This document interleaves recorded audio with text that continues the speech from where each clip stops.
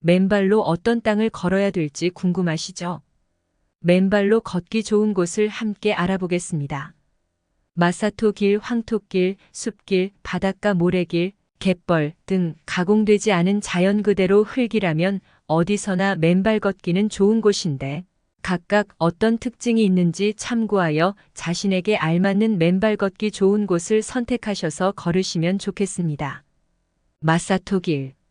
마사토길은 누구나 쉽게 자주 볼 수 있는 흙길로 우리가 일반적으로 학교 운동장에서 많이 볼 수 있는 흙길입니다.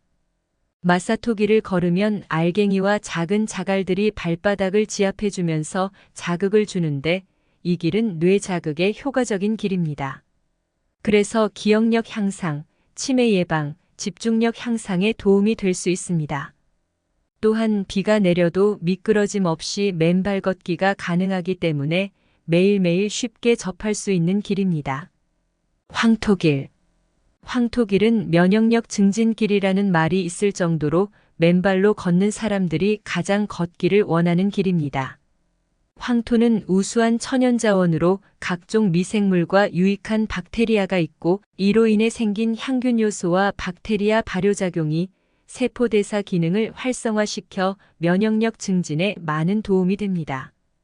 황토길은 각 지역마다 매우 잘 조성이 되어 있는데 검색하실 때 지역 이름과 황토길을 검색하시면 많은 정보가 나오기 때문에 주말에 황토길을 걷고 싶을 때 이렇게 검색하여 황토길로 맨발 걷기를 해보는 것도 좋을 것 같습니다. 바닷가 모래길. 바다는 물과 염분이 있습니다. 맨발 걷기를 할 때 활성산소 배출의 유익함을 느끼고 싶다면 바닷가 모래길이 도움이 될 수 있습니다. 물에 젖은 땅은 전기적 전도가 좋아 음이온 흡수를 빠르게 하고 모래가 우리 발바닥 가운데 부분까지 마찰되어 발바닥 전체를 감싸면서 접지가 됩니다. 해변어싱을 하게 되면 파도 소리와 푸르른 바다, 그리고 반짝반짝이는 윤슬까지 시각적으로 바라보게 되어 굉장히 마음의 평안과 힐링이 되는 장소입니다. 숲길. 숲길은 조성된 땅에 따라 효과가 다르겠지만 자연이 만들어 놓은 크기가 다른 자갈, 나뭇잎 그리고 나뭇가지 등의 다양한 자연물로 자극을 받으며 땅과 접지하게 됩니다. 숲길을 걸을 때 주의점은 항상 전방 주시를 해야 합니다. 그리고 숲길은 자연 그대로이기 때문에 날카로운 물체에 찔리지 않도록 신경 써야 합니다. 따라서 관리되지 않은 숲길을 가실 때는 충분히 안정된 곳에서 연습하시고 혹시 모를 사고에 대비한 비상구급 용품과 파상풍 주사를 맞는 것이 도움이 될 수 있습니다.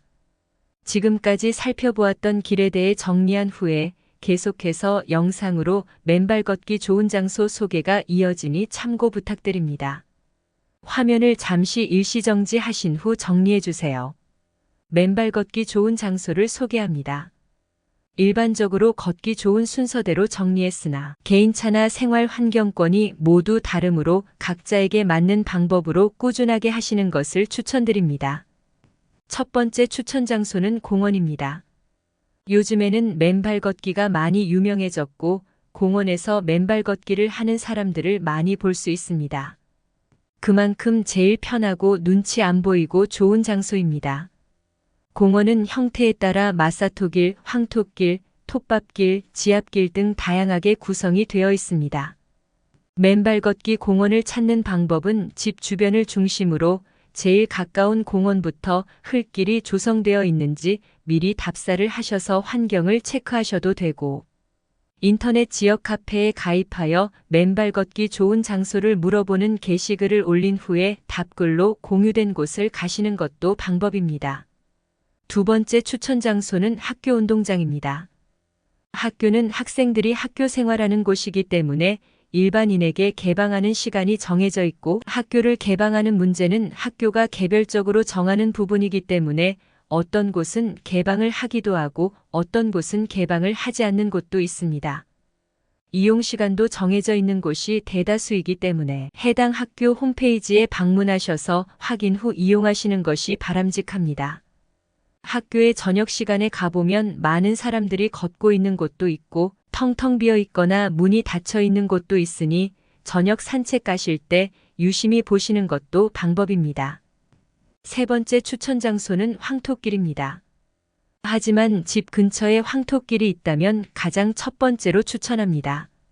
황토길은 면역력 증진에도 좋고 안전하게 조성된 길도 많고 편안하게 걸을 수 있기 때문에 맨발 걷기를 하는 사람들에게 제일 사랑받는 길입니다.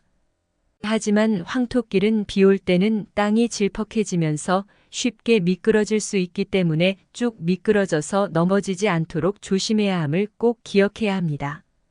황토길 찾는 방법을 영상에서 숙지하시고 여유 있는 시간들을 이용해 황토길과 함께 힐링하시길 바랍니다. 네 번째 추천 장소는 바닷가 모래길입니다. 접지 효과가 좋고 활성산소 배출에 효과적이어서 아주 좋은 장소이지만 일반적으로 접근성이 쉽지 않아 네 번째로 추천합니다. 물과 염분이 함께 있는 바닷가 길은 슈퍼워싱이라고 불릴 정도로 맨발 걷기에 좋은 장소라고 할 수 있습니다. 흙이 물에 젖어 있으면 전기적 전도가 좋아지게 되는데 음이온 흡수를 빠르게 하여 활성산소 배출에 효과가 있습니다. 또한 모래길을 걸으면 일반 평평한 길을 걸을 때와 다르게 발의 가운데 부분까지 모래가 마찰되어 발바닥 전체의 지압과 접지가 가능해집니다. 모래 속에 발을 파묻고 가만히 있는 것도 어싱 효과가 있기 때문에 바닷가에 가시면 맨발을 벗고 파도 소리와 수평선을 감상하는 것도 좋습니다. 마지막 장소는 갯벌입니다.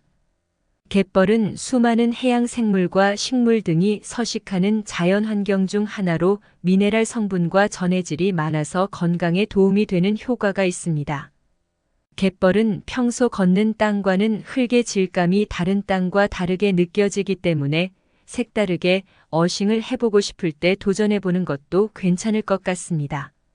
하지만 밀물 썰물 시간을 체크하고 조개 껍질이나 날카로운 쓰레기에 발이 다치지 않도록 유의해야 합니다. 마지막 정리 타임입니다. 화면을 잠시 멈춘 후 내용을 정리해 주세요. 맨발 걷기 좋은 곳에 대해 알아보았습니다. 시청해 주셔서 감사드립니다. 영상이 도움이 되셨다면 구독과 좋아요 부탁드립니다. 건강 프렌드와 함께 우리 모두 건강해요. 건강 프렌드